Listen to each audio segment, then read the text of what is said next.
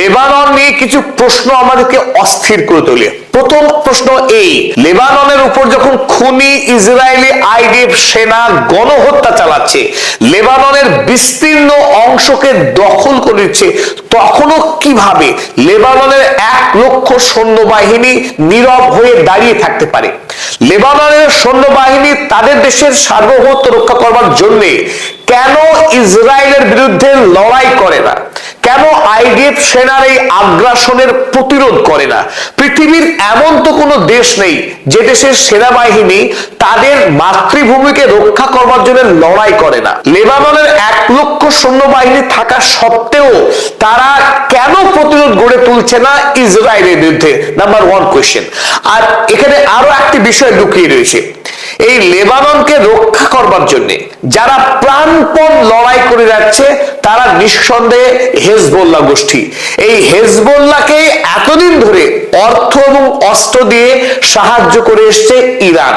তাই ইরানের সাহায্যে যখন লেবাননের হিজবুল্লাহ এই গণহত্যাকারী ইসরায়েল রাষ্ট্রের বিরুদ্ধে রীতিমতো লড়াই করে আসছে, সেই লড়াইয়ে কিন্তু দেশের সেনাবাহিনী কোনোভাবেই অংশগ্রহণ করেনি। সাম্প্রতিক সময়ে ইসরায়েলের হিংসা ব্যাপক মাত্রা ছাড়িয়েছে, আর এই হিংসার বহর এতটাই যে গত 2 মাসেই ইসরায়েল লেবাননের 6,500 অধিক মানুষকে নির্বিচারে খুন করেছে। আপনারা দেখতে পাচ্ছেন ইসরায়েল এই অঞ্চল আগে থেকেই দখল করে রেখেছিল প্যালেস্টাইনের। বর্তমানে এই যে লাল চিহ্নিত যে অংশ, লেবাননের এই বিস্তীর্ণ অংশ ইতিমধ্যেই দখল করে নিয়েছে এই আইডিএফ সেনারা।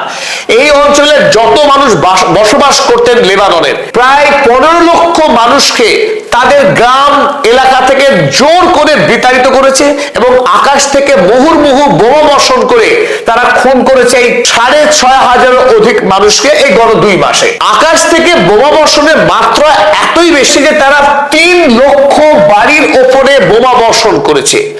এই গোটা অঞ্চল এখন প্রায় মৃত্যুপুরীতে পরিণত হয়েছে, বসবাসের অযোগ্য হয়েছে।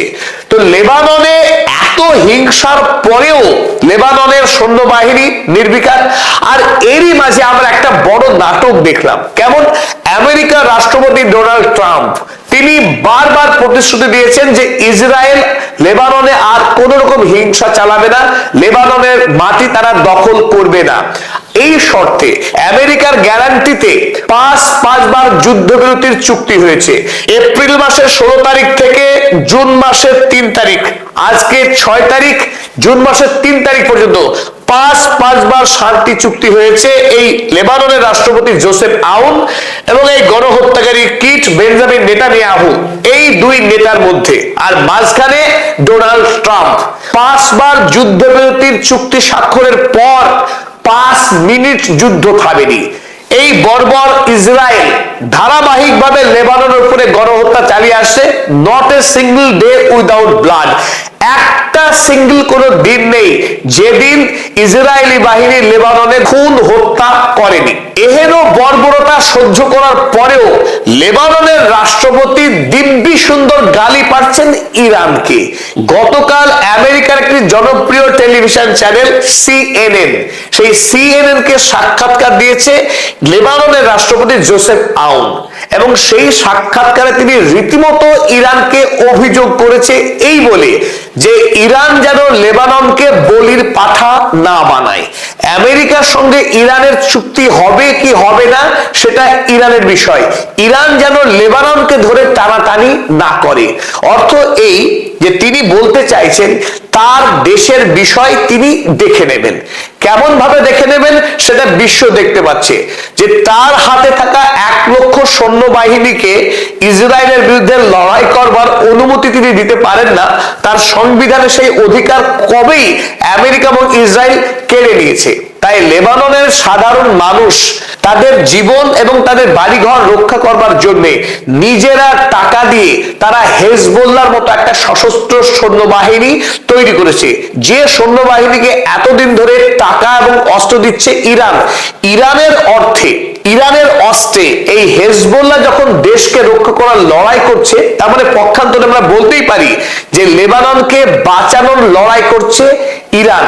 এমনকি যখন ইরানে আমেরিকা এবং ইসরায়েল আক্রমণ করে 39 দিন যুদ্ধ চালানো, প্রত্যক্ষ এখনো যুদ্ধ চালাচ্ছে, আমেরিকা প্রতিদিন ইরানকে চাপ দিচ্ছে যে আমেরিকার সঙ্গে তারা শান্তি চুক্তি করুক, কারণ আমেরিকা আর ইরানকে নতুন করে আক্রমণ করবে না, ইসরায়েল কোনোদিন আর ইরানে আক্রমণ করবে না। কিন্তু ইরান কি বলেছে? ইরান বলেছে যতদিন না পর্যন্ত লেবাননে হিংসা বন্ধ করছে ইসরায়েল, ততদিন ইরান আমেরিকার সঙ্গে কোন রকম চুক্তি করবে না। সেই ইরান, যে ইরান লেবাননের জন্য আমেরিকার সঙ্গে চুক্তিতে যাচ্ছে না, কারণ যদি একবার আমেরিকার সঙ্গে চুক্তি করে এই মুহূর্তে ইরানের উপরে থাকা অধিকাংশ স্যাংশন উঠে যেতে পারে। ইরান পৃথিবীর অন্যতম শক্তিশালী রাষ্ট্রে পরিণত হওয়ার এক বিপুল সম্ভাবনা লুকিয়ে রয়েছে। এত বড় সুযোগের হাতছানি সত্ত্বেও ইরান যখন লেবাননের মানুষের জন্য এত বড় একটা ত্যাগ স্বীকার করছে, তখন ইরানকে গালি দিচ্ছে লেবাননের রাষ্ট্রপতি জোসেফ আউন, যিনি ধর্মীয় পরিচয়ে খ্রিস্টান। কি দাবি করলেন এই আউন? চলুন দেখে নিই। Lebanese president অ্যাকিউজেস Iran. লেবাননের রাষ্ট্রপতি এই জোসেফ আউন ইরানের বিরুদ্ধে অভিযোগ হানলেন। কি অভিযোগ? Of using his country as a bargaining chip.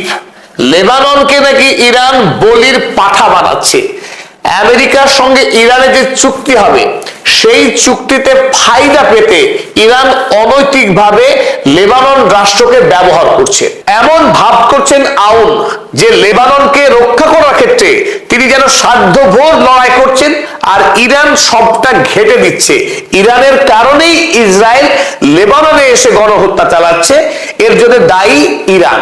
অবশ্য ইরান এই কাপুরুষ রাষ্ট্রপতির অভিযোগের বিরুদ্ধে মুহূর্তেই গর্জে উঠেছে।